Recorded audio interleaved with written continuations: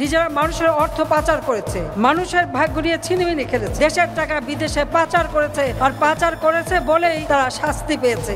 গণতন্ত্রের বুলিয়া উড়িয়ে প্রতিষ্ঠা করেছিলেন স্বৈরতন্ত্র, জনগণের কণ্ঠরোধ করে চালিয়েছেন শাসনের নামে অপশাসন। ক্ষমতার অপব্যবহার ছিল প্রতিটি ধাপে। বলছি 16 বছরের হাসিনার শাসনামলের কথা। পুরো সিস্টেমটাতেই যেন ধরেছিল পচন।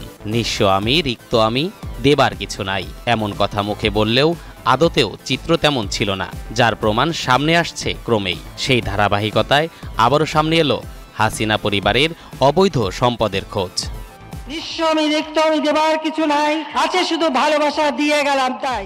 এবার চীনের বিশেষ প্রশাসনিক অঞ্চল হংকং সহ বিশ্বের 5টি দেশে রয়েছে সাবেক প্রধানমন্ত্রীর সম্পদ, এমনটাই জানিয়েছেন প্রধান উপদেষ্টার প্রেস সচিব শফিকুল আলম। সোমবার রাজধানীর বেইলি রোডে এক প্রেস ব্রিফিংয়ে তিনি এ তথ্য জানান। শফিকুল আলম বলেন, অনুসন্ধানে উঠে এসেছে যুক্তরাষ্ট্র, যুক্তরাজ্য, মালয়েশিয়া, সিঙ্গাপুর, হংকং এবং পশ্চিম ক্যারিবিয়ান সাগরের দ্বীপ কেমান আইসল্যান্ডে শেখ হাসিনার সম্পদ রয়েছে।